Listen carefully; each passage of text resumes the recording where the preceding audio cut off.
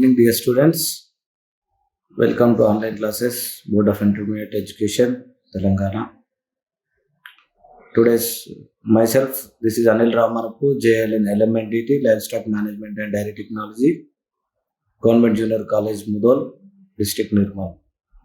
గడిచినటువంటి క్లాస్లో livestock management and dairy టెక్నాలజీలో second year paper 2 milk processing and milk products సబ్జెక్ట్లో unit 5లో మనము 50% సిలబస్ని కంప్లీట్ చేసుకున్నాము. దాంట్లో మిగిలిపోయినటువంటి భాగము డైరెక్ట్ అండ్ ఇండైరెక్ట్ రిఫ్రిజిరేషన్ సిస్టమ్స్లో డైరెక్ట్ రిఫ్రిజిరేషన్ సిస్టమ్స్ లాస్ట్ క్లాస్లో మనం చర్చించుకున్నాము. ఇప్పుడు ఇండైరెక్ట్ రిఫ్రిజిరేషన్ సిస్టమ్ గురించి మనము క్లియర్గా తెలుసుకున్నాము. అయితే యాక్చువల్గా రిఫ్రిజిరేషన్ శీతలీకరణ అనేటువంటి పదానికి ఒక స్థలం, పదార్థం లేదా వ్యవస్థను శీతలీకరించడం అంటే దాని ఉష్ణోగ్రతను పరిసరాల కంటే తక్కువగా మరియు నిర్వహించడం అంటే తొలగించినటువంటి వేడి అధిక ఉష్ణోగ్రత వద్ద తిరస్కరించబడము. ఇంకో మాటలో చెప్పాలంటే శీతలీకరణ అనేది కృత్రిమ ఆర్టిఫిషియల్ మానవ నిర్మిత శీతలీకరణ అని చెప్పి మనం తెలుసుకోవచ్చు. అయితే ఇది వేడి రూపంలో ఉన్నటువంటి శక్తి తక్కువ ఉష్ణోగ్రత జలాశయం నుంచి తొలగించబడుతుంది మరియు అధిక ఉష్ణోగ్రత ఆ వాటర్కు ట్రాన్స్ఫర్ చేయబడడం అనేది జరుగుతుంది. శక్తి బదిలీ యొక్క పని సాంప్రదాయకంగా యాంత్రిక మార్గాల ద్వారా నడపబడుతుంది. కానీ వేడి, అయస్కాంతత్వం, విద్యుత్, లేజర్ ద్వారా కూడా నడపబడుతుంది. అయితే ఇంకా ఇతర మార్గాలను కూడా మనం చూసుకున్నట్లయితే హౌస్ రిఫ్రిజిరేటర్స్ లేదా ఇండస్ట్రియల్ రిఫ్రిజిరేటర్స్, రకరకాల ఎయిర్ కండిషనింగ్ సహా శీతలీకరణకు రిఫ్రిజిరేషన్కు అనేక అనువర్తనాలు ఉన్నాయి. అయితే ఈ రిఫ్రిజిరేషన్ ఇండైరెక్ట్ రిఫ్రిజిరేషన్ సిస్టంలో మనం చూసినట్లయితే దీని లోపల నావిగేషన్ ఏంటంటే పరోక్ష శీతలీకరణ వ్యవస్థను ఉపయోగించడానికి 2 కారణాలు ఉన్నాయి. మొదటగా శీతలీకరణ మొత్తాన్ని కనిష్టంగా ఉంచవచ్చు. రెండవది ప్రాథమిక శీతలీకరణి లీకేజీ ప్రమాదం తగ్గుతుంది. దీని యొక్క అర్థం ఏంటంటే అయితే ఈ ఇండస్ట్రియల్స్ బిల్డింగ్స్లో అమోనియా అయితే ఏంటంటే ఆ రిఫ్రిజిరేటర్ల లోపల ప్రాథమిక వ్యవస్థలో ఉపయోగిస్తారు. వీటిని సురక్షితమైనటువంటి ఒక సీల్ వేసినటువంటి రూమ్ లోపల వీటిని ఉంచడం అనేది జరుగుతుంది.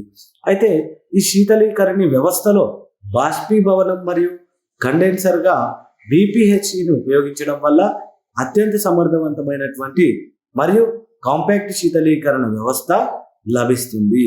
ద్వితీయ ద్రవాలను నీరు లేదా ఉప్పు నీరు, చలి మరియు వేడి కోసం వాహకాలుగా ఉపయోగించడం సిస్టమ్ పరిమాణం మరియు శీతలీకరణ ఛార్జ్ని సంపూర్ణ కనిష్టానికి తీసుకువస్తుంది. రిఫ్రిజిరెంట్ సిస్టమ్ పక్కనే స్థూలమైనటువంటి ఎయిర్ కాయిల్ కండెన్స్డ్ అవసరం ఉండదు. ఇది శబ్దం సమస్యను కూడా తగ్గిస్తుంది. దానికి బదులుగా ద్వితీయ ద్రవాన్ని వ్యవస్థ నుండి సులభంగా తీసుకువెళ్ళవచ్చు మరియు పొడి కూలర్లో అనుకూలమైనటువంటి దూరం వద్ద చల్లబరుస్తుంది. అదనంగా రిఫ్రిజిరెంట్ను ఎక్కువ దూరం రవాణా చేసేటువంటి సంభావ్య సమస్య నుంచి నివారించబడుతుంది. అయితే ఈ ఇండైరెక్ట్ రిఫ్రిజిరేషన్ సిస్టమ్ శీతలీకరణలో వ్యవస్థలకు మంచి ఎగ్జాంపుల్ చెప్పాలంటే మీకు సూపర్ మార్కెట్లలో కనిపిస్తూ ఉంటుంది. మీరు డైరీ ప్లాంట్కి వెళ్ళినప్పుడు ఆన్ ది జాబ్ ట్రైనింగ్ ప్రోగ్రాంలో కూడా మీరు చూడవచ్చును. అయితే దీనికి అవసరమైనటువంటి అన్ని శీతలీకరణ ప్రభావము యంత్రం యొక్క గదిలో ఉత్పత్తి అవుతుంటుంది. ఇది ఏంటంటే ప్రదర్శన సందర్భాలకు అంటే మీరు ఆన్ జాబ్ ట్రైనింగ్లో వెళ్ళినప్పుడు చూడడానికి కూడా ఇది కనపడదు అనమాట. అంటే కనిపించని కదా, అది సీల్ వేసినటువంటి రూమ్లో ఉంటుంది కాబట్టి కనిపించదు. దీని ఫలితంగా ఏమవుతుందంటే అధిక సౌలభ్యము మరియు లీకేజ్ ప్రమాదం చాలా తక్కువగా ఉంటుంది. అయితే ఈ హీట్ రికవరీ సిస్టము యంత్రం గదిలో కూడా ఉంటుంది. అవసరమైనప్పుడు దీన్ని ప్లాంట్లో ఏం చేస్తుందంటే దాని యొక్క తాపసాన్ని అందిస్తుంది. అయితే ఇందాక చర్చించినట్లుగా ట్రూ డ్యూయల్ మోడల్స్ వంటి డ్యూయల్ సర్క్యూట్ హీట్ ఎక్స్చేంజర్ల వాడకం ప్రయోజనకరంగా ఉంటుంది దీని లోపల. ఎందుకంటే అది స్వతంత్ర శీతలీకరణ సర్క్యూట్ల శీతలీకరణ యొక్క భద్రత మరియు వాటి యొక్క లభ్యతను పెంచుతాయి. అయితే ఇది మనకి ఇండస్ట్రీలో చాలా ముఖ్యమైనటువంటిదిగా ఉంటుంది. ఫర్ ఎగ్జాంపుల్ కనుక తీసుకున్నట్లయితే రిఫ్రిజిరేటర్ లేదా స్తంభింపజేసినటువంటి దాని యొక్క మొత్తం విలువ గణనీయమైనటువంటి స్థాయికి చేరుకుంటుంది. అయితే ఈ ఇండైరెక్ట్ రిఫ్రిజిరేషన్ సిస్టమ్ వ్యవస్థలో దాని విషయంలో ఆవిరిపోరేటరు ట్రూ డయల్ BPHగా మారుతుంది. అయితే ఈ పరోక్ష శీతలీకరణ వ్యవస్థలో ఉష్ణ బదిలీ ద్రవాలు 2 ప్రాథమిక విధులను కలిగి ఉంటాయి. అయితే ఇది చలిని ట్రాన్స్ఫర్ చేయడానికి పరోక్ష శీతలీకరణ వ్యవస్థలోని శీతలీకరణ వ్యవస్థలో ఉన్న అన్ని ఉష్ణోగ్రతలలో ద్రవంగా ఉండాలి. అయితే దాని యొక్క స్నిగ్ధత మాత్రము సాధ్యమైనంత వరకు తక్కువగా ఉండాలి. తుప్పు నుండి వ్యవస్థను రక్షించడానికి ఇతర అనువర్తనాలతో పోలిస్తే తక్కువ ఉష్ణోగ్రతల వద్ద తుప్పు దాని యొక్క రక్షణకు వేరే నిరోధకాలు మరియు వేరే రక్షణ విధానం అక్కడ అవసరమవుతుంది. అయితే మాజిట్రెక్ ఉత్పత్తులు అన్ని పరిస్థితులలో గరిష్ట రక్షణను అందించడానికి రూపొందించబడతాయి.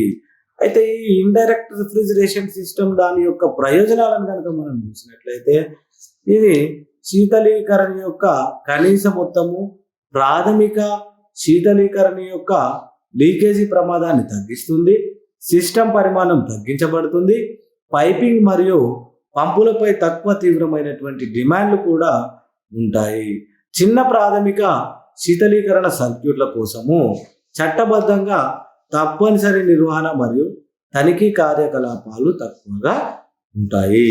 అయితే దాన్ని సవరించడానికి సరళమైనటువంటిది ఇది వ్యవస్థ అవసరమయ్యేటువంటి ఉత్పత్తి ప్రక్రియలకు చాలా ఆకర్షణీయంగా ఉంటుంది. ద్వితీయ ద్రవాన్ని వ్యవస్థ నుండి తేలికగా తీసుకువెళ్ళవచ్చు మరియు అనుకూలమైనటువంటి దూరం వద్ద చల్లబరుస్తుంది. కాబట్టి రిఫ్రిజిరెంట్ను ఎక్కువ దూరము రవాణా చేయడం అనేది నివారించబడుతుంది. అయితే దీని గురించి మనం క్లియర్గా చూసినట్లయితే శీతలీకరణను ఆ స్థలం నుండి వేడిని తొలగించి వేరే చోటికి ట్రాన్స్ఫర్ చేయడం ద్వారా పరివేష్టిత స్థలం యొక్క ఉష్ణోగ్రతను తగ్గించడం అని నిర్వచించవచ్చు. ఈ పనిని చేసే పరికరాన్ని air condition refrigerator, air source heat పంపును జియోథర్మల్ హీట్ పంపు లేదా చిల్లర్ హీట్ పంప్ అని కూడా ఇక్కడ పిలవడం అనేది జరుగుతుంది. ఇది ఇండైరెక్ట్ రిఫ్రిజిరేషన్ సిస్టమ్ యొక్క దానికి సంబంధించినటువంటి అంశము. Next we are going to discuss about vapour compression cycle, compressor types and construction details. దీని గురించి మనం క్లియర్గా తెలుసుకున్నట్లయితే వేపర్ కంప్రెషన్ సైకిల్ అంటే ఆవిరి యొక్క చక్రము అని దీని అర్థము. అయితే ఇక్కడ ఈ ఆవిరి చక్రం గురించి మనం తెలుసుకున్నట్లయితే ఒక థర్మోడైనమిక్ చక్రం అని కూడా దీన్ని పిలవవచ్చు. ఇది హీట్ ఇంజన్ లేదా హీట్ పంపు వలె పనిచేస్తుంది. ఈ సమయంలో పనిచేసేటువంటి పదార్థం ఆవిరి స్థితిలో ఉంటుంది లేదా ఆ ఆవిరి దాని గుండా వెళ్తుంది. ఆవిరి అనేది దాని సంగ్రహణ స్థానం వద్ద లేదా సమీపంలో ఉన్న పదార్థం. ఇది తడి, పొడి లేదా కొద్దిగా సూపర్ హీట్ కావచ్చును. 100% పొడి అనేది ఖచ్చితమైనటువంటి పరిస్థితి. ఇది ఆచరణలో మాత్రమే అస్థిరంగా ఎదుర్కొంటుంది. ఇక్కడ చూడండి, హీట్ పంప్ కనుక ఉష్ణగతిక చక్రంలో కనుక ఉన్నట్లయితే ఒక ఆవిరి విద్యుత్ ప్లాంట్ ఒక ఆవిరి చక్రంలో పనిచేస్తుంది. ఇక్కడ అధిక పీడనం వద్ద వేడి నీటి ద్వారా ఆవిరి ఉత్పత్తి అవుతుంది. దానిని ప్రైమ్ మూవర్లో విస్తరించి కండెన్సర్కు ఎగ్జాస్ట్ చేయడం అనేది ఇక్కడ జరుగుతుంది. అయితే అక్కడ తక్కువ పీడనంతో ద్రవ స్థితికి అనేది తగ్గించబడుతుంది. ఆపై నీటిని తిరిగి మళ్ళీ వేపర్ చక్రంలోనికి తీసుకోవడం అనేది జరుగుతుంది. అయితే కంప్రెసర్ 2 భాగాలను కలిగి ఉంటుంది. విద్యుత్ వనరు మరియు కుదింపు విధానం. అంటే పిస్టన్ వలె మొదలైనటువంటి ఎయిర్ కంప్రెసర్ విషయంలో కంప్రెసింగ్ విధానం వాస్తవానికి వాతావరణ గాలిని కుదిస్తుంది. ఎయిర్ కంప్రెసరు ఏ విధంగా పనిచేస్తుందంటే మనం చూసినట్లయితే గాలి పిస్టన్ లేదా 1Aలోకి ప్రవేశించడం ద్వారా దాని ఒత్తిడిని పెంచడం ద్వారా మరియు అదే సమయంలో దాని వాల్యూమ్ను తగ్గించడం ద్వారా కూడా ఇది కుదించబడుతుంది. అయితే ఆపరేటర్ లేదా తయారీదారుచే గరిష్ట సెట్కు ఒత్తిడి చేరుకున్న వెంటనే ఒక స్విచ్ మెకానిజం ఏం చేస్తుందంటే కంప్రెసర్లో మరింత గాలి తీసుకోవడాన్ని నిరోధిస్తుంది. అయితే సంపీడన గాలి అనేది అక్కడ ఉపయోగించడం వల్ల పీడన స్థాయిలు తగ్గుతాయి. పీడనం కనిష్టానికి చేరుకున్న వెంటనే ఆపరేటర్ లేదా ఎవరైతే అక్కడ తయారీదారు ఉంటారో వాళ్ళు కూడా వెంటనే సెట్ చేసి స్విచ్ గాలి కంప్రెసర్లోకి ప్రవేశించడానికి అనుమతిస్తారు. దాని ద్వారా కంప్రెసర్ ఉపయోగించబడుతున్నంత కాలం ఈ విధానం సరౌండింగ్ అంటే పునరావృతం అవ్వడం అనేది జరుగుతుంది. అయితే కంప్రెసర్ల పనితీరుకు ఉన్నటువంటి కారకాలు ఏంటంటే ఐస్ ఫ్యాక్టరీలో కనుక మనం చూసుకున్నట్లయితే అంటే ఐస్ క్రీమ్ సెక్షన్లో మనం చూసుకున్నట్లయితే 3 జాయింట్ కంప్రెసర్లు ఉంటాయి. కంప్రెసర్ల పనితీరును ప్రభావితం చేసేటువంటి అంశాలు ఉంటాయి. అవి భ్రమణ వేగం, చూషణ వద్ద ఒత్తిడి, ఉత్సర్గ వద్ద ఒత్తిడి మరియు రిఫ్రిజిరెంట్ రకము ఉపయోగపడుతుంది. అయితే సారూప్య కంప్రెసర్లు వాటి రిఫ్రిజిరేటర్లు మరియు కంప్రెసర్ హార్స్ పవర్ ఇన్పుట్ను మార్చడం ద్వారా వేర్వేరు సామర్థ్యాలతో పనిచేయగలవు.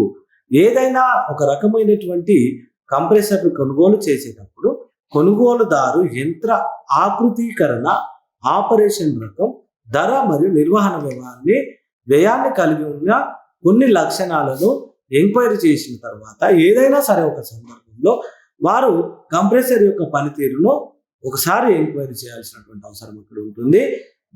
వాళ్ళ బడ్జెట్కు మరియు వారి యొక్క అవసరాలకు అంటే మన ప్లాంట్కు అవసరాలకు బడ్జెట్ను బట్టి తీసుకున్నటువంటి ప్రాసెసింగ్ను బట్టి సురక్షితమైనటువంటి కంప్రెసర్ను గుర్తించి వారిని మనము తీసుకోవాల్సినటువంటి అవసరం ఉంటుంది. కంప్రెసర్లో ఉన్నటువంటి రకాలను మనం చూసినట్లయితే రోటరీ కంప్రెసర్ అని ఉంటుంది. ఈ రోటరీ రకం యొక్క కంప్రెసర్లు సాధారణంగా తక్కువ సామర్థ్యం గల పరికరాలు. సాధారణంగా హౌస్ రిఫ్రిజిరేటర్స్ మరియు ఫ్రీజర్లలో వీటిని ఉపయోగించడం అనేది జరుగుతుంది. అయితే ఎయిర్ కండిషనింగ్ కోసం మాత్రం దీన్ని యూటిలైజ్ చేయడం అనేది జరగదు. అయితే ఈ కంప్రెసర్లలో ఒక వేన్ మాత్రమే ఉంటుంది. ఇది బాడీ లోపల ఉంచబడుతుంది లేదా రోటర్ మల్టీవేన్ రోటరీ వ్యవస్థగా యాంటీగా మూసివేయడం క్లోజ్ చేయబడుతుంది. అయితే సెంట్రిఫ్యూగల్ కంప్రెసర్లు ఉంటాయి. ఇక్కడ మళ్ళీ ఈ కంప్రెసర్లు అధిక వేగంతో తిరగడంతో పాటు సెంట్రిఫ్యూగల్ ఫోర్స్ యొక్క అనువర్తనం ద్వారా శీతలీకరణని కంప్రెస్ చేయబడుతుంది. ఈ కంప్రెసర్లను సాధారణంగా అధిక నిర్దిష్ట వాల్యూమ్లను కలిగి ఉన్నటువంటి రిఫ్రిజిరేటర్లతో ఉపయోగిస్తారు. దీనికి తక్కువ కుదింపు నిష్పత్తులు అనేటివి అక్కడ అవసరమవుతాయి.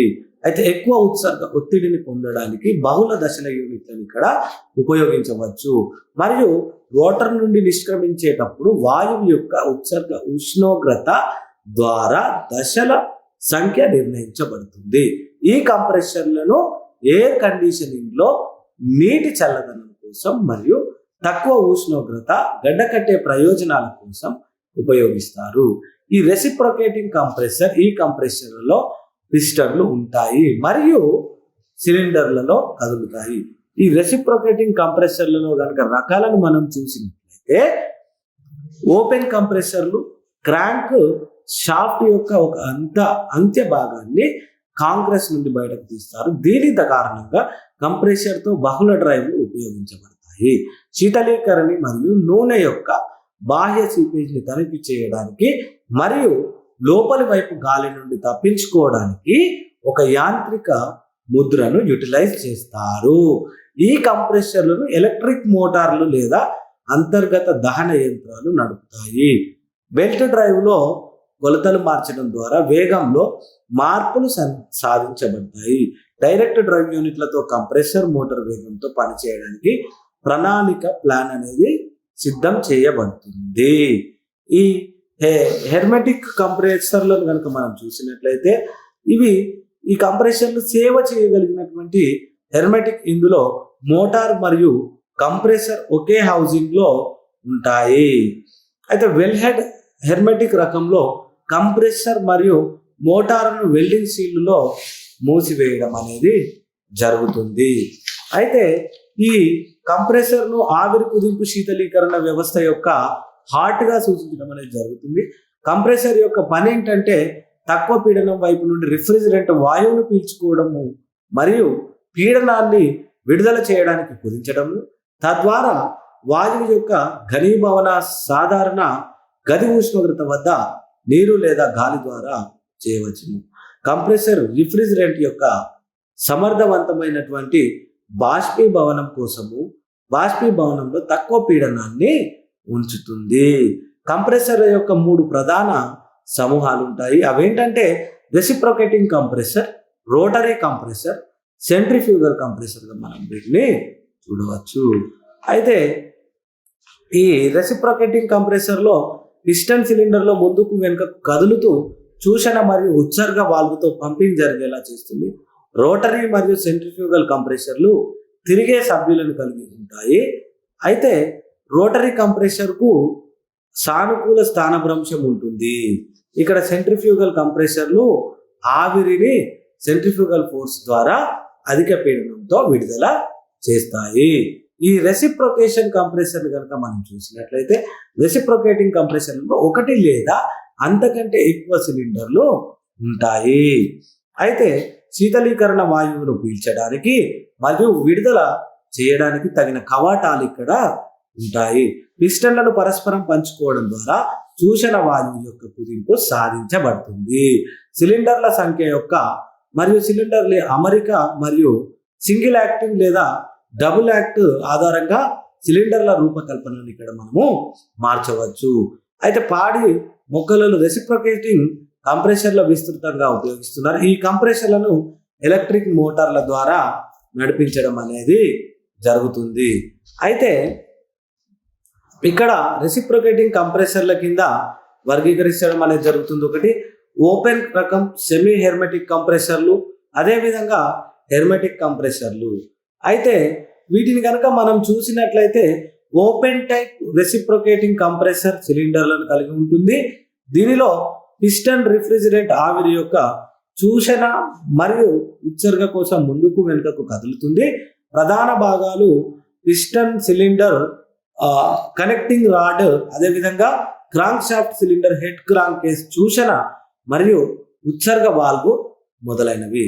కేసు ప్రత్యక్ష మోటార్ డ్రైవ్ లేదా వి బెల్ట్ గేర్ ద్వారా చైన్ డ్రైవ్ అటువంటి రూపకల్పనతో శీతలీకరణని లీకేజీని వ్యతిరేకంగా క్రాంక్ను మూసివేయడం అనేది జరుగుతుంది.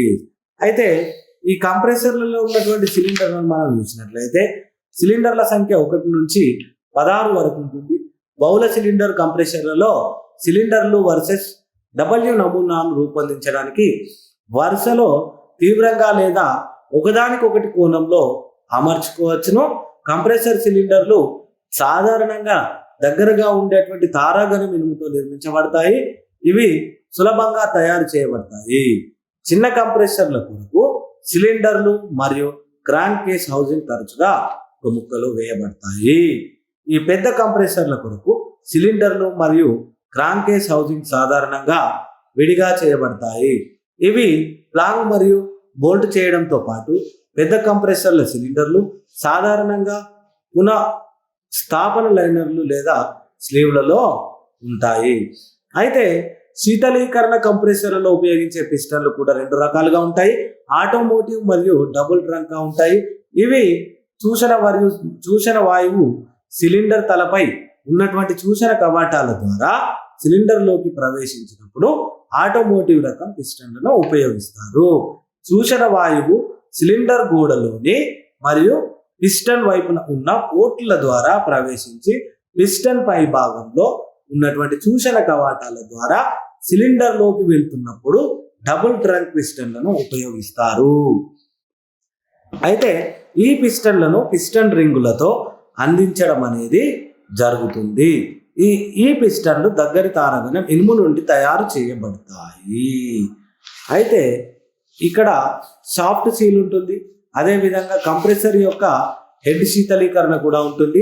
మరి కంప్రెసర్ యొక్క హెడ్ శీతలీకరణ కనుక మనం గమనించినట్లయితే సిలిండర్ తలపై అధిక వేడిని నివారించడానికి గోడల పై భాగాన్ని మరియు సిలిండర్ తలను చల్లబరచడం ద్వారా కంప్రెసర్ హెడ్ యొక్క ఉష్ణోగ్రత పెరుగుతుంది, నియంత్రించబడుతుంది.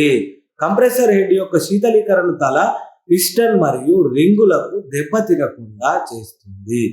ఒక సిలిండర్ గోడ మరియు తలను జాకెట్ చేయడం ద్వారా అమ్మోనియా కంప్రెసర్లో శీతలీకరణ జరుగుతుంది. దీని ద్వారా నీరు ప్రసరించబడడం అనేది జరుగుతుంది. అయితే ఇక్కడ రిఫ్రిజిరెంట్ విషయంలో ఉత్సర్గ అమ్మోనియా ఉష్ణోగ్రత అమ్మోనియా కంప్రెసర్ కంటే తక్కువగా ఉంటుంది. దానివల్ల సాధారణంగా కొన్ని సమస్యలు అనేటివి అక్కడ అందించబడతాయి. ఇది చుట్టుపక్కల గాలికి వేడిని బదిలీ చేయడానికి వీలు కల్పిస్తుంది. షాఫ్ట్ సీల్ కనుక మనం చూసినట్లయితే ఇది పెద్ద కంప్రెసర్లో పనిచేసేటువంటి క్రాంక్ షాఫ్ట్ సాధారణంగా నకిలీ ఉక్కుతో నిర్మించబడుతుంది. సరళ ఉక్కు షాఫ్ట్ మీద అమర్చిన కాస్ట్ ఇనుము అసాధారణను కలిగి ఉన్నటువంటి అసాధారణ రకం షాఫ్ట్ తరచుగా చిన్న కంప్రెసర్లో ఉపయోగించబడుతుంది. అయితే ఇక్కడ ఏమవుతుందంటే కంప్రెసర్లకు సరైనటువంటి సరళత చాలా అవసరంగా ఉంటుంది. సరళత యొక్క విరామం, గందెన రకం, దాని యొక్క పరిమాణం మొదలైనవి తెలుసుకోవడం చాలా అవసరం. కొన్ని కంప్రెసర్లలో ఫోర్స్ ఫీడ్ వ్యవస్థను చమురు ప్రసరణకు ఉపయోగిస్తారు. ఆయిల్ పంపు క్రాంక్ కేస్ నుండి ఫిల్టర్ల ద్వారా సూచనను తీసుకుంటుంది మరియు కంప్రెసర్లోని మార్గంలో చమురు నిలువుగా విడుదల చేస్తుంది. సరళత అవసరం కోసం తయారీ సూచనలను తెలుసుకోవడం కూడా చాలా అవసరం. అయితే ఈ అమరిక అనేది షాఫ్ట్ సీల్స్ యొక్క అవసరాన్ని తొలగిస్తుంది. హెర్మెటిక్ సీల్డ్ కంప్రెసర్ల యొక్క కొన్ని ప్రయోజనాలను మనము చూడవచ్చును. అయితే అవి ఏంటంటే ఇది రిఫ్రిజిరెంట్ లీకేజీని నిరోధిస్తుంది. ఇది ఆపరేటింగ్ శబ్దాన్ని కూడా గణనీయంగా తగ్గిస్తుంది. ఇది బాహ్య డ్రైవ్ను తొలగిస్తుంది. సరళత బాగా సరళీకృతం చేయబడుతుంది. మోటార్ ఆదర్శ వాతావరణంలో పనిచేస్తుంది. మోటార్ యొక్క శీతలీకరణ సూచన వాయువు ద్వారా జరుగుతుంది. Next we are going to discuss about bulk coolers, plate chillers and shell and tube chillers. అయితే బల్క్ కూలర్స్ గురించి కనుక మనం చూసినట్లయితే ఇక్కడ ఫస్ట్ మనం బల్క్ కూలర్స్ ఇంట్రడక్షన్ చూసినట్లయితే పాలు 38 డిగ్రీల సెంటీగ్రేడ్ శరీర ఉష్ణోగ్రత వద్ద పొదుగును వదిలేయడం అనేది ఇక్కడ జరుగుతుంది. పరిసర ఉష్ణోగ్రత వద్ద పాలు పట్టుకుంటే బ్యాక్టీరియా భారం వేగంగా పెరుగుతుంది మరియు కర్లింగ్ మరియు ఇతర అవాంఛనీయ మార్పులను తీసుకురావడం అనేది జరుగుతుంది. తాజాగా తీసినటువంటి ముడిపాలను వెంటనే చల్లబరుస్తుంది మరియు బ్యాక్టీరియా క్షీణతకు వ్యతిరేకంగా సంరక్షించడానికి ప్రాసెసింగ్ లో బిలో 5 degrees టెంపరేచర్ వద్ద ఈ పాలను తీసినటువంటి పాలను అక్కడ ఉంచాలి. అయితే మరి పాలను చల్లబరచడం దాని యొక్క ప్రాముఖ్యత ఏంటంటే సాధారణంగా పాలు పొదుగులో పాలనాళాలు మరియు వ్యక్తులు ఎవరైతే పాలు తీసేటువంటి నిర్వహించే వ్యక్తులు ఎవరైతే ఉంటారో అక్కడ బ్యాక్టీరియా సహజంగా ఉంటుంది.